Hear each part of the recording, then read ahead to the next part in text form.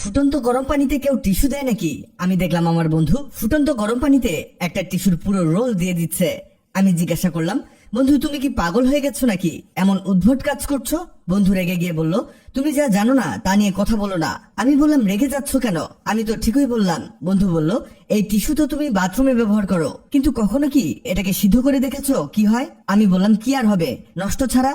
বন্ধু এবার বলল, নষ্ট হবে না, এটা দিয়ে এমন একটা জিনিস তৈরি হবে যে জিনিসটা তোমার বাসায় অনেক কাজে আসবে। সেই সাথে এটা একবার বানিয়ে তুমি অনায়াসে 1 থেকে 1.5 বছর ব্যবহার করতে পারবে। আমি ভাবলাম, ছোট্ট একটা টিস্যু এতদিন ব্যবহার করা কিভাবে সম্ভব? সে বলল, বেশি কথা না বলে দেখো আমি টিস্যুটাকে কেমন নরম করে নিয়েছি, আর টিস্যুটাকে এভাবেই লিকুইড করে নিতে হবে যাতে এটা নরম হয়ে যায়। এরপরে এটাকে তুলে নিতে হবে। সবকিছুই আমার মাথার উপর দিয়ে যাচ্ছে। সে আসলে এটা দিয়ে কি তৈরি করছে এটাই ভেবে পাচ্ছি না।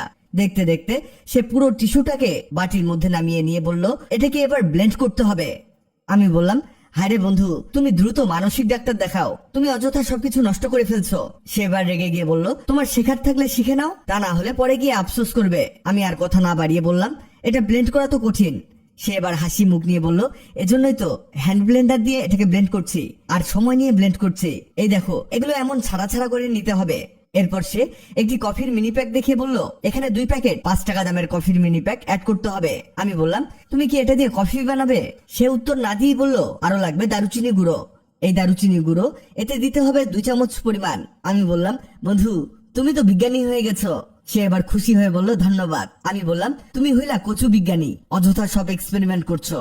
সে এবার বলল, তোমার আচরণটা ঠিক করো, অযথা উল্টা পাল্টা কথা না বলে দেখো আমি কি করি। পরে গিয়ে খুশি হয়ে যাবে আর আমাকে অপবাদ দেওয়ার জন্য সরি বলবে। সে এগুলো মনের সুখে মিক্স করতে লাগলো।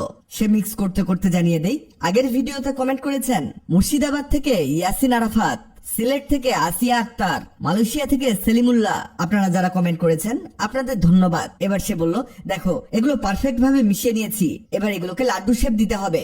সে হাত দিয়ে ঘুরিয়ে ঘুরিয়ে লাড্ডু শেপ দিয়ে নিচ্ছে।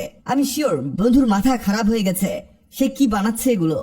আমি বললাম, এগুলো লাড্ডু বানিয়ে তুমি কি করবে, তুমি কি খাবে? সে আস্তে আস্তে বিড় করে কি যেন বলল, কিন্তু আমি বুঝতে পারলাম না। আমি বললাম, কি বললে? সে বলল, এগুলোকে 1 টাইম কাপের মধ্যে রাখতে হবে। সে একেবারে এগুলোকে খাওয়ানোর জন্য রেডি করে ফেলেছে। আমি হাসতে হাসতে গড়াগড়ি দিতে লাগলাম। সে বলল, হেসো না, এটা তোমার খাওয়ার জন্য বানাইনি। আমি বললাম, তাহলে কি তুমি খাবে? আরো হাসতে শুরু করলাম। সে বলল, আরে না, এটা মূলত পিঁপড়া, টিকটিকি, তেলাপোকা, বিষাক্ত কীটপতঙ্গের জন্য তৈরি করেছি। এটা রান্নাঘরের চিপায় চাপায় যেখানে এসব পোকামাকড়ের উৎপাত বেশি থাকে সেখানে রেখে দিবে, এতে বাসা থেকে এসবের উৎপাত একেবারে নেই হয়ে যাবে। বাহ, চমৎকার। বন্ধুকে তো আমি ভুল বুঝলাম, সে আসলেই অনেক উপকারী জিনিস তৈরি করলো। ধন্যবাদ বন্ধু তোমাকে। ভিডিওটি আপনার উপকারে আসবে, তাই দ্রুত খুঁজে পেতে টাইমলাইনে শেয়ার দিয়ে রাখুন। কাম সেরা ফেলেছেন ভাই, আপনি কাম সেরা ফেলেছেন, একদম বাম্পার মারছেন এবার।